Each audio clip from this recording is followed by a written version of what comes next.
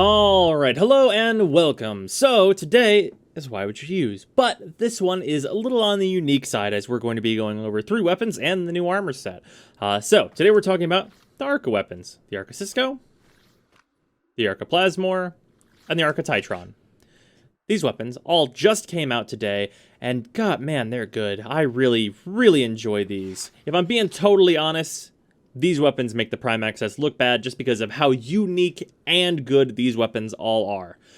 So, to show these off quickly, I have turned on Warframe Invincibility just so you can get an idea of the damage these things can output, and I'm going to show all of the builds after I run the test with all of the 3. So, with that, let's get started. First is the Plasmor. This is our first pump-action shotgun. It is very good. This gun does not take shit from anybody, and as long as you're getting headshots, which headshots are just the AoE that you're firing out instead of pellets, shit just has a very bad time. It doesn't like this. It's not a fan, as it turns out, of being blown to smithereens. And also, you need to make sure I don't kill the other bombard, so I can show something unique to this weapon. This weapon. There you go. Where's the bombard? Hi, buddy. This weapon hates bombards. So much so that it destroys their rockets. Really consistently. Which is my favorite. So yeah, this weapon's real good. First pump-action shotgun, doing great so far. Can't wait for more of these. It's a very unique weapon that has unlimited enemy punch-through. As far as I have been able to tell, I've shot it through as many as 10 enemies, and the blast just keeps going until its terminating point. So, as long as you're shooting through enemies, you don't need punch-through on this weapon, which is very nice, unless you want to shoot through walls, which you can't do without punch-through. So, with that is our shotgun down. Very good, super unique. I love where it went. Second, we have the Cisco. This is our pistol. It is a little scoped laser pistol. It does have 2 zoom levels, but I find myself never going to 4x and always just using 2x. And this thing sounds great and is really good. So, let's show. This weapon is in a weird position where it has a mechanic that gives it both status and crit per hit, up to 20% of each. And that's really strong, and it builds its stacks super fast, so you're pretty much always getting that bonus, which allows it, in this full corrosive build I have going on, to very easily strip armor, which makes the difference between an armored target and an unarmored target basically nothing, which is rather effective. This weapon, interestingly, scales up into very high-level armor just because it can strip so much and has respectable stats. The one downside of this weapon, I will just say now before we even look at my build, is that it has base 1.6 crit mult, but honestly, that's on the short list of things to complain about. A large magazine size, a fast rate of fire, good critical, good status. A lower mult than normal is a bit negligible, honestly, especially when this weapon only comes in at MR 10 for everything that you get out of it, and the good amount of polarities it comes with as base. And lastly, we gotta talk about the Titron. The Titron is the new highest damage melee weapon in Warframe. It doesn't like enemies, just all enemies. It just kills them all. The bonus for this weapon is that whenever you kill enemies, you build up a charge. That charge is dispersed on slam attacks, but uniquely, the pause combo for Crushing Ruin, which by default this has the polarity to use Crushing Ruin, also discharges those charges, which makes them incredibly useful and turns it into a bonus AoE that you get whenever you're using that attack. And considering that attack is the most useful one of any hammer stance attack, turns out you're using it all the time, and it's a huge bonus for this weapon. So let's show this.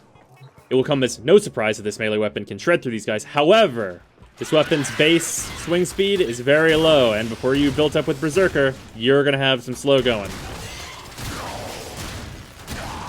But once you get going, you're going. And there's the discharge. The discharge always procs electricity, and along with this weapon also having a high status chance, which is insane to me, this weapon using Condition Overload is horrifying. Because it just, also you can see some of like the really good range on its effect there as the electric burst goes out. And of course it has momentum, as you're seeing here, with me not being able to get knocked down. And man, fuck these enemies. This is definitely the new best hammer, like, for certain. And man is it easy to build. The hammer in particular comes from the market, and it costs pennies. It costs pennies to get this thing. It is unbelievably cheap. The materials needed to make this hammer are like what I would expect from like an MR3 weapon. It costs almost nothing. You're doing yourself a massive disservice to not get this. But yeah, those are the Arca weapons. Let's show the builds for these real quick, starting with our shotgun. Very simple build, threw 3 Forma into it. Pretty easy. Interesting to note, the reason I have thrown in a 1 dash and 1 V over here and not done 2 dashes is because under the circumstance where we get primed blunderbuss, it would be very easy to just slot that into this with the current Forma and not have to reforma or anything for that. That's why I'm using the V on Blaze and not using a polarity on Contagious Spread. For anyone that is wondering that, if we get primed blunderbuss, which if that's tomorrow, oh yeah baby, then that'll be awesome. Moving on, we have the Cisco. This weapon, also 3 Forma. You could do 4 Forma on this weapon and do Convulsion instead of Jolt, but honestly, it's very unnecessary. This weapon already has very respectable damage and is just really good overall. A very low amount of investment, honestly, for what you can output with this. And it is very much worth noting that this weapon can hold its own even without the Prime mods. You don't need Prime mods for this. If you just go raw damage, you will be just fine. But the crit is a bit better. And then finally, the Titron, sorry. 1 Forma, all you need, just 1 V polarity for Blood Rush, and then you're done. You can move Voltaic up into its full elemental if you wanted to, although I prefer the bit of status that it gives me so that it's more consistent with Condition Overload overall. And yeah, those are the Arca weapons. So, the final thing that we have to show is the Arca armor set for anyone who's interested in looking at that business, which looks like this. And interestingly, if you aim down sight, it folds down. So it's an animated shoulder plate, which I really appreciate, and it kind of just gets out of your way. If I'm to be completely honest, I wish there was a way to have this just folded down always, because I just like how it looks better this way. But I don't mind it one way or another. It's a pretty, like, just general armor set. It's fine.